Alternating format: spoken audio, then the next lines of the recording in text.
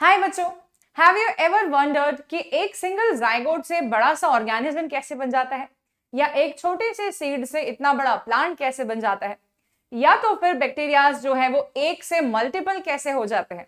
And yes, इन सारी questions का answer है सेल डिवीजन। पर सेल डिवीजन समझने के लिए आपको पहले सेल की साइकिल मालूम होनी चाहिए कि सेल साइकिल में क्या क्या इवेंट्स होते हैं, क्योंकि cell division is a part of the cell cycle. तो आइए हम जानते हैं क्विकली 10 मिनट्स के सेशन में कि एक सेल साइकिल क्या होती है। तो सेल साइकिल को जब मैं डिफाइन करना चाहूं, मैं क्या बोल सकती हूं? मैं ये बोलूंगी कि वो सारे के सारे इवेंट्स जिसके मदद से एक सेल अपना जेनेटिक मटेरियल कॉपी करता है, अपने सारे के सारे सेल ऑर्गेनल्स को डेवलप करता है और फिर एक सेल से दो सेल बन जाता है। ये सारे के सारे इवेंट्स को हम कलेक्टिवली बोलने वाले हैं सेल साइकिल।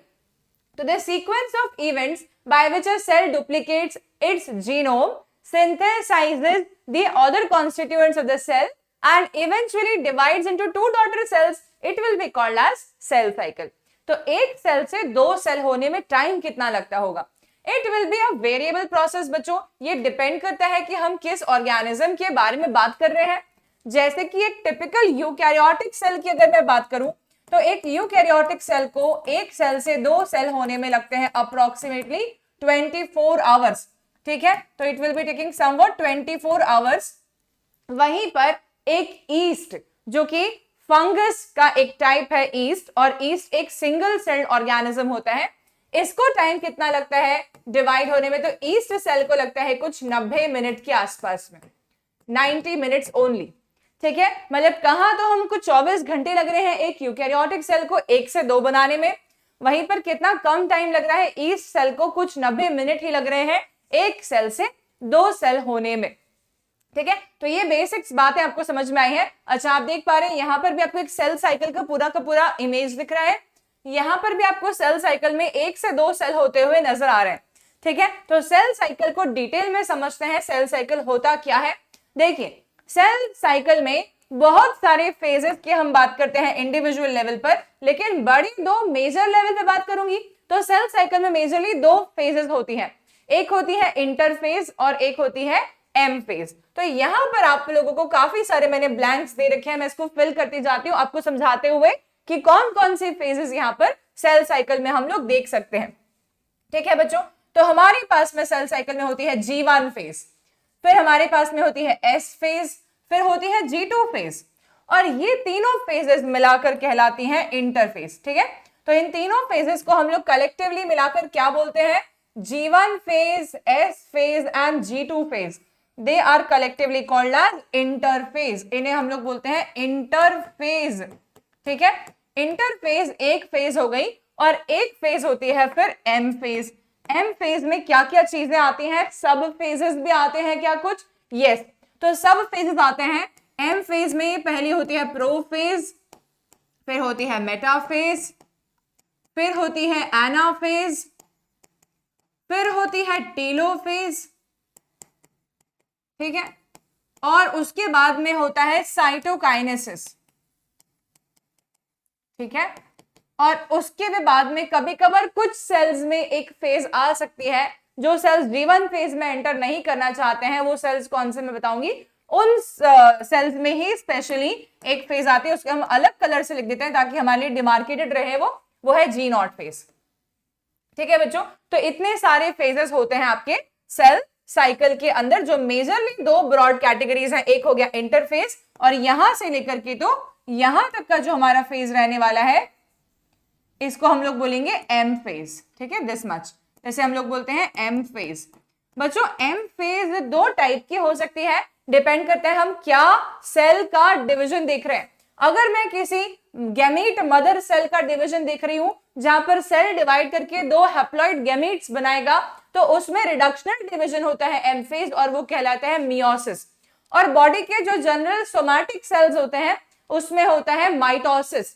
ठीक है, तो हम बोलेंगे कि जो हमारे जर्म सेल्स हैं, या हम उसको दूसरे शब्दों में गैमीट मदर सेल भी बोल सकते हैं, गैमीट मदर सेल्स में एम फेज का नाम होता है मियोसिस।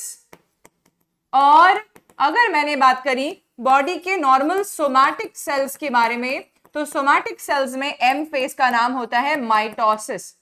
ठीक है बच्चों, मियोसिस एक रिडक्शनल डिवीजन है जहां पर जो टोटल क्रोमोसोमल काउंट होगा उसका हाफ मिलेगा रिजल्टेंट सेल्स में, और माइटोसिस जो है वो एक इक्वेशनल डिवीजन है जहां पर जो पेरेंटल क्रोमोसोमल काउंट है सेम वैसा ही क्रोमोसोमल काउंट आपको डॉटेड सेल्स में देखने को मिलेगा।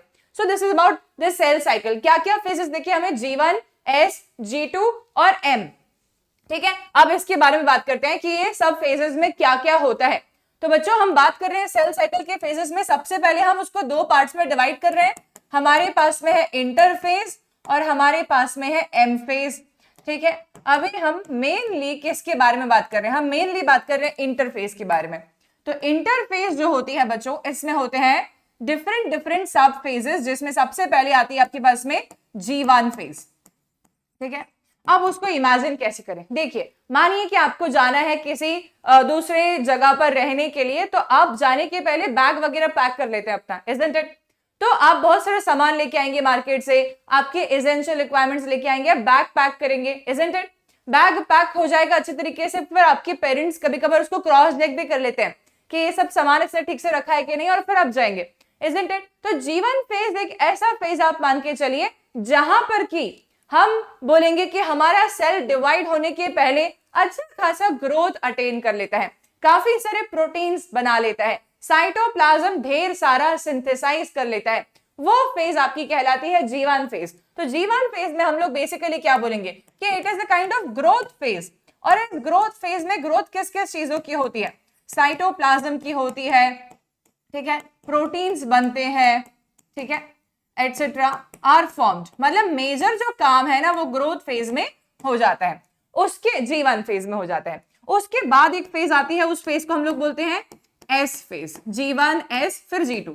S फेज में क्या होता है, अब क्योंकि यहाँ पर सेल के डिवीजन के बारे में बात है, एक सेल से दो सेल्स बनने जा रहे हैं, तो जेनेटिक मटेरियल दोनों सेल्स को देना पड़ेगा। एक सेल को देंगे तो दूसरा सेल बोलेगा कि ये क्या हुआ, मेरे साथ में ही अत्याचार क्यों। ठीक है, तो सारे के सारे जो सेल्स हैं उनको अपना खुद का जेनेटिक मटेरियल चाहिए होता है ताकि सारे के सारे फंक्शंस वो परफॉर्म कर पाए। तो G1 फेज के बाद में जो S फेज आती है, S फेज सिंथेसिस फेज कहलाती है। यहाँ पर डीएनए जो है ये डबल अप होता है, कॉपी बन जाती है, रेप्लिकेट हो जाता है। ठीक है, so S phase is called as synthesis phase, जिस फेज के अंदर जेनेटिक मटेरियल का डबलिंग अप देखने को मिलता है। Genetic material will be double up. ठीक है, genetic material will be double up. Double up कैसे होगा, without increase in chromosomal count. अब ये कैसी बात हुई, देखिए without increase in chromosomal count, तो ये कैसी बात हुई, मैंने कहा जेनेटिक मटेरियल डबल अप होगा और क्रोमोसोमल काउंट बढ़ा भी नहीं, तो हमें कैसे मालूम पड़ेगा। तो इमेजिन करते हैं आपको 5 चेयर्स दी गई हैं और आप 5 चेयर पे एक एक इंसान बैठे हुए थे। अब मैंने कह दिया कि मेरे पास में 10 लोग हैं लेकिन आपको 5 ही चेयर्स पे बैठना है। ठीक है, तो आप क्या करेंगे, आप थोड़ा थोड़ा टेढ़ा मेढ़ा होके 2 लोग एडजस्ट करेंगे एक एक चेयर के ऊपर। This is how the synthesis phase will be working. Synthesis phase में होता क्या है, सिंथेसिस फेज में डबल अप हो जाता है जेनेटिक मटेरियल, लेकिन कैसे, मान लीजिए कि एक सेल के एक न्यूक्लियस के अंदर पहले हमारे पास में कुछ 23 क्रोमोसोम्स इस तरीके से प्रेजेंट थे, तो अब वो 23 क्रोमोसोम्स जो हैं बच्चों वो कुछ इस तरीके से प्रेजेंट होंगे। अभी भी देखिए आप, तो क्रोमोसोम्स का नंबर तो अभी भी आपके यहाँ पर भी 3 था, यहाँ पर भी 3 है, लेकिन मैं बोलूंगी क्रोमैटिड बढ़ गए, है ना, क्रोमैटिड्स बढ़ जाएंगे। तो यहाँ पर हमारे पास में पहले एक एक क्रोमैटिड था, अब हमारे पास में 2 क्रोमैटिड्स आ जाएंगे। सो this is how the doubling up will be taking place without increase in chromosomal number. ठीक है, तो एस फेज में डबल हो गया जेनेटिक मटेरियल, पर क्रोमोसोम नंबर उतना का उतना ही है। बात समझ में आई। थर्ड आपके पास में जो फेज आती है, G1 फेज, S फेज के बाद में G2 फेज आती है। G2 फेज को हम लोग यहाँ पे लिख देते हैं, M फेज हम थोड़ा दूर लिख देंगे बाद में। ठीक है, तो G2 फेज जो है, इस फेज में आपका क्रॉस चेकिंग होती है। फाइनली भाई तुमने जेनेटिक मटेरियल बना लिया है, डबल अप कर लिया है, अच्छी बात है, चलो मैं चेक कर लेता हूं। तो सेल्स के अंदर बेसिकली उस समय पे चेकिंग ऑफ एरर्स होगी कि कहीं पर कोई न्यूक्लियोटाइड में गड़बड़ तो नहीं कर दी जल्दीबाजी में। हालांकि ये बहुत नेग्लिजिबल होता है कि कोई सेल डिवाइड करते समय, जेनेटिक मटेरियल की कॉपी करते समय कुछ गलती कर दे, चांसेस बहुत कम होते हैं। पर फिर भी G2 फेज एक रीचेक फेज है। रीचेक फेज में ये चेक होता है कि डीएनए जो कॉपी हुआ है उसके बेस पेयर्स बराबर सही है कि नहीं, कोई म्यूटेशन तो नहीं हो रहा है। कोई ऐसा प्रोटीन एब्सेंट तो नहीं है जो कि अभी माइटोसिस या मियोसिस में चाहिए होगा। तो G2 फेज एक रीचेक फेज होती है, ठीक है, this is a recheck phase, और इस रीचेक फेज के अंदर सब जेनेटिक मटेरियल की चेकिंग अप होती है, साथ ही साथ में कुछ एडिशनल प्रोटीन्स सिंथेसाइज भी होते हैं जो कि माइटोसिस के लिए चाहिए है, लेकिन अभी उस सेल के पास में वो प्रेजेंट नहीं है। So this is the thing, this are the 3 sub phases जो कि हमारे इंटरफेज में है। फिर एम फेज में कुछ नहीं होता है बच्चों, एम फेज जो है it is just going to be mitosis या मियोसिस, जहां पर हम लोग एम फेज के इंडिविजुअल डिटेल्स को अलग शॉर्ट्स में कवर अप करने वाले हैं, ठीक है। So this is what will be happening now. कई बार ऐसा होता है कि हमारा जो एक सेल है वो डिवाइड करेगा ही नहीं, ठीक है, उसका एम फेज आना ही नहीं है। क्यों नहीं आना है? क्योंकि एक सेल वो बन गया है, उसको बार बार डिवाइड करने की रिक्वायरमेंट नहीं पड़ती, या तो फिर हमारी बॉडी उसको जनरली सेल डिवीजन करवाती नहीं है, ठीक है। ऐसे कुछ हमारे पास में सेल्स होते हैं बॉडी में, लाइक कार्डियक मसल्स हो गए, आपके न्यूरॉन्स हो गए, ठीक है, आपके न्यूरॉन्स हो गए, ठीक है बच्चों। तो ये सेल्स जो हैं क्या ये भी डिवीजन में एंटर करेंगे?